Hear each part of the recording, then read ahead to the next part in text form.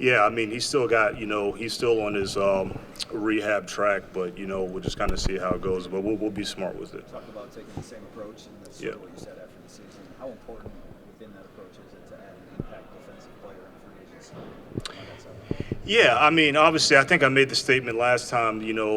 Obviously, if you looked at where we were ranked defensively, we'd like to add, like to add more in defense. But I'll tell you what, I mean, we said at the start of our free agency meetings, I think last year we were a little bit more pointed, but I think every single position is on the table. There's not one position that we could think of, offense and defense, that we don't need to address, whether that's starting level players or looking at some good quality depth. But, and I say that with the defensive thing. I mean, we had drafted six defensive players last year, and five of those six guys, they ended up playing some key roles for us.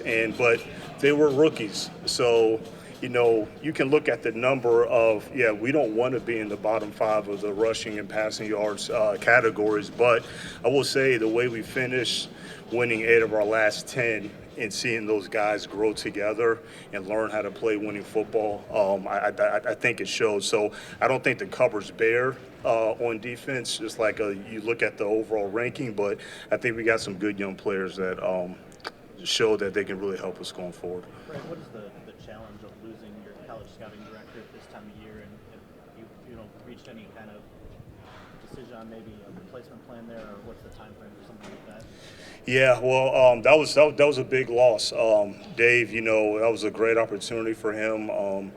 We tried like hell to keep him, but we just couldn't do it. But it was a great opportunity. That was a big loss because Dave he's a really good person. He's an elite evaluator, in my opinion. But so that was a big loss. But we do have an assistant college director in Brian Hudspeth, and then we'll just kind of make the right decision after the draft. How big of a need is the backup quarterback job in your mind, whether it's filling it through free agency or the draft? Yeah, no, it's a good point. I feel like last year we kind of left training camp kind of sliding into home plate, trying to, fill that backup quarterback role. And that's on me. I got to do a better job of making sure that we're not in that position again. So that is something that we're going to need to address, whether it's here in free agency or upcoming in the draft. But that's something that we've had a lot of conversations about. But I got to do a better job of making sure we get that rectified. Does it feel like you guys have almost like another first-round pick this year with Jameson Williams coming on board fully this year, and what are you expecting of him in 2023? Yeah, obviously we're expecting big things. I guess that's a good way to put it. It's kind of like a brand new first round pick. The goal when we originally drafted him, we didn't know really how much we were going to get out of him, but it was good to have him get some kind of game experience to kind of feel the speed of the game. But we're just going to continue to do everything that we need to do to make sure that he's set up to succeed. Jameson also has to hold his part and make sure that he's doing everything that he needs to do. So it's always accountability factor on both sides. But we expect big things from him. He's got rare talent, rare ability. He's got a serious passion for the game, and we expect big things from him. But obviously we got to do both our parts to make sure he's set up to succeed.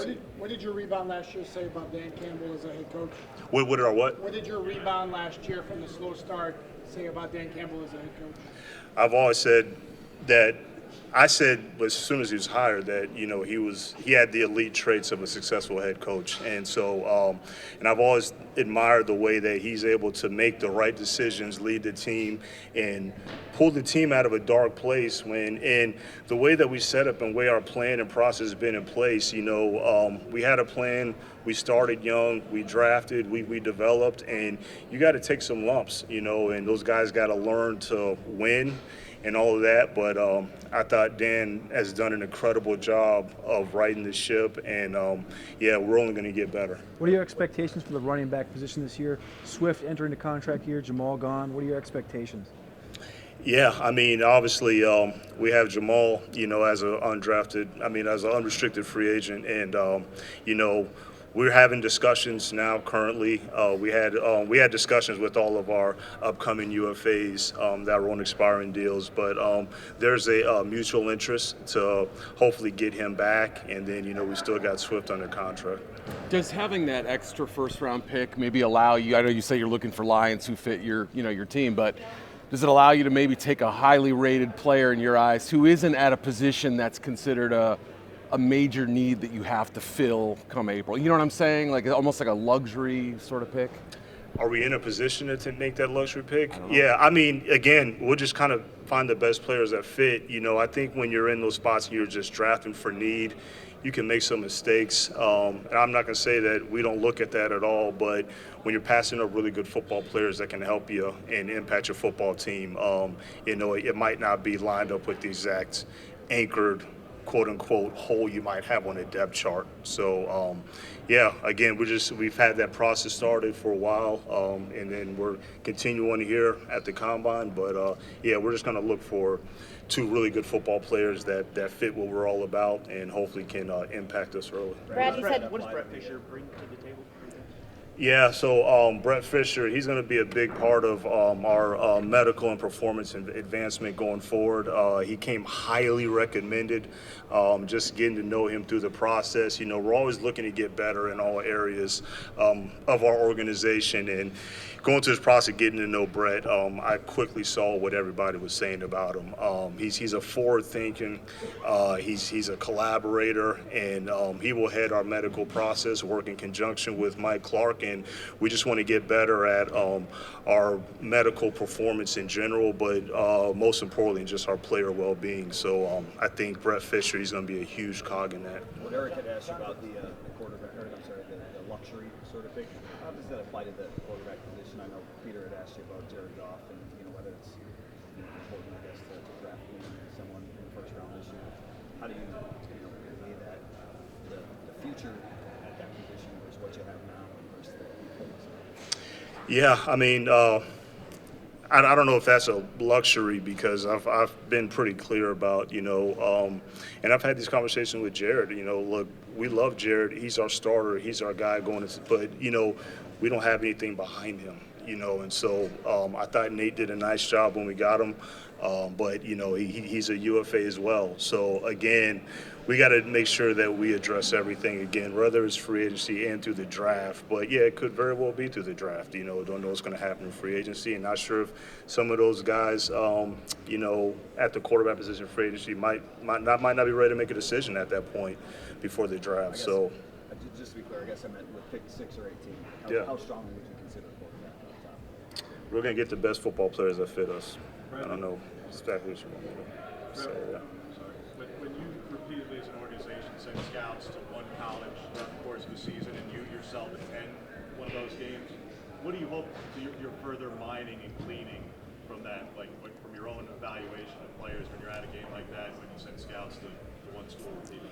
Yeah, it's just part of our process. I'm actually pretty selective in terms of how I do my own schedule. Like the scouts are they already have a schedule that they work really, really hard on, over the summer and training camp that's set. And, we have to make sure that our scouts are set up for success with a quality schedule, quality visits, just so they can maximize and get the most out of it. But for myself, when I go see players during the season, I'm pretty selective because I'm very aware of the process in terms of I try to avoid getting anchored too much. So I'm always trying to stay mindful of if I see certain players through the fall. It's like when we get around to this part of the process, not having, just the bias of, I put this much into going out and seeing this player and all that. So I try to stay mindful of that, but I do try to get just a live look and hopefully get a little bit of information on the player. And when you're that selective, then what has it been about the Oregon-UCLA game the last 2 years that's enticed you to attend those games? The Oregon-UCLA game, I only went that 1 year, so no, I didn't go to Oregon-UCLA. I did go the year when we were playing out there and Kayvon Thibodeau's coming out. you got 8 picks in this draft. That's really exciting. I know you and Dan Campbell are all about the culture, a playoff push. What is the culture of your locker room looking like right now? And I'm from Detroit, so I've never seen them win, so I'm excited. Yeah, no, it's like I was saying earlier, we just have a culture in place that people can really thrive in. And, you always want to look at it from a leadership standpoint, what is really the culture? Well, it's, what are your values? Who are you really as a person from a leadership standpoint? And can you bring that to life? And when you bring that to life, can it let other people thrive and make others around you better? And so, we worked hard at that. At the same time, that comes from the top with Sheila, and it's number one. It's the most important thing, and that's an easy thing for Dan and myself. But the culture's great. Guys love coming into work. They know that they can thrive. They know that they can be themselves. Everybody's being held accountable. But yeah, we got a great culture in place. Would you have any hesitation about drafting someone in the first round who never started a college football game? Drafting someone in the first round that's never started. It's kind of unique. But yeah, that's a good question. I'd probably be a little hesitant because that's you always want to forecast and you want to get more of a sure thing, especially when you're picking that high. I'm not saying that it can't happen. I think everything is case by case. You just don't know what the circumstance or situation is why that player didn't start. So if it's not credited as a stat line of he did not start this game but he played X amount of many snaps, then we got to just do the research and get the information of why the kid wasn't starting. So I wouldn't say it would rule them out, but it just require a lot more research. Brad, how much easier might it be to fill holes after a more successful 9-win season than maybe the season before with just 3 wins? How much easier would it be? To fill those holes and see those holes when you're coming up to a draft?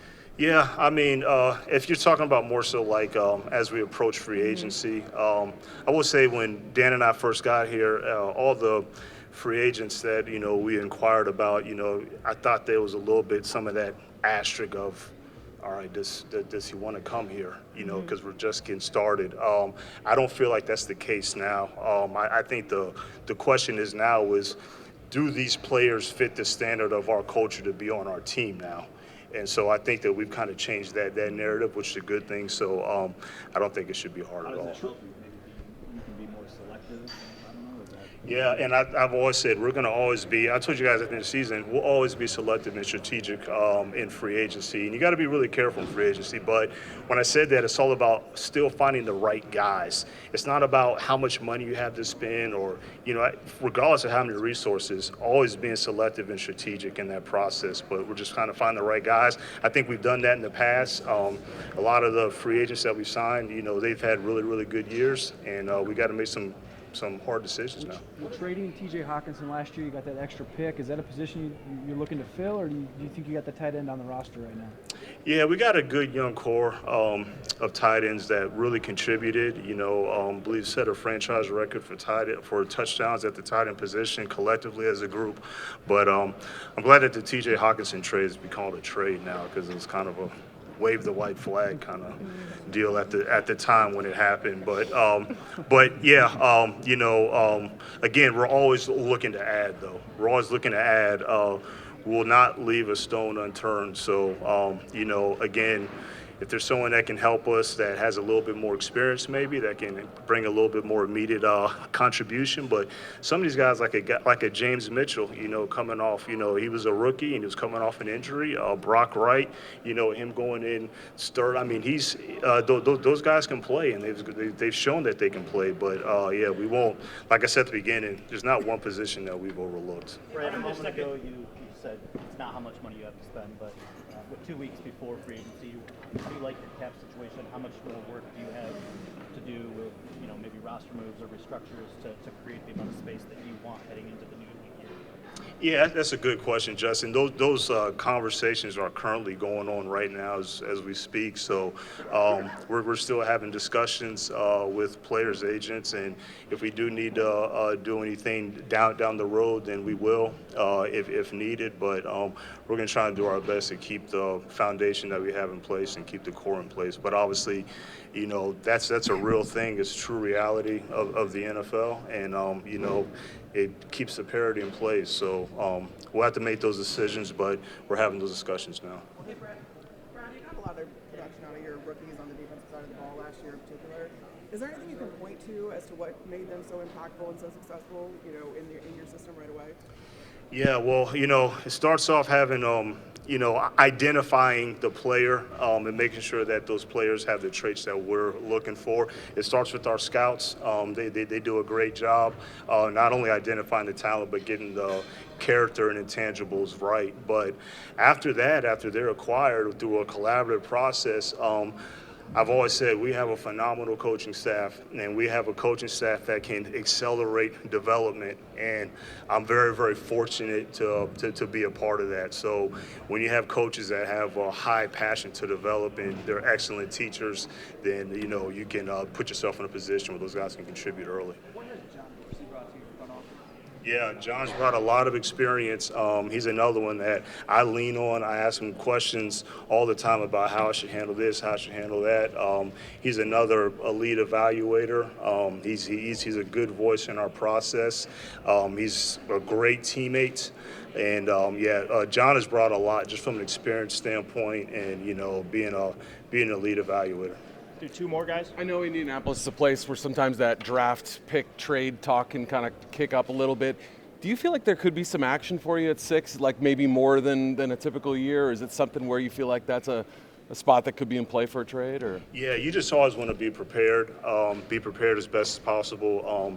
There's not a scenario that we don't look at. So, and again, that started long ago in terms of when we knew the picks that we had. And so, again, we're still in the, kind of evaluation process of trying to, place those guys in, let's call it the right buckets or in the right tiers. But we're still acquiring information on them. But, once we get down this upcoming month here in March, and then obviously through April, we'll play through every scenario, and we'll be prepared to do whatever we need to do. Last one, Dave. Biggest goal, really just not to take a step back, just making sure that we're taking a step forward. That's really the biggest one. I think that we ended the season with a lot of momentum. And again, like I said earlier at the beginning of this, I think we're heading in the right direction. So again, it's going to be a big off season. Never like to put too much pressure on myself, but I think we just remain confident in our process, which we've done and which has worked so far. And just make sure that we're still keeping that momentum going, which I think I feel very confident that we will be doing. Thanks, everyone. We'll have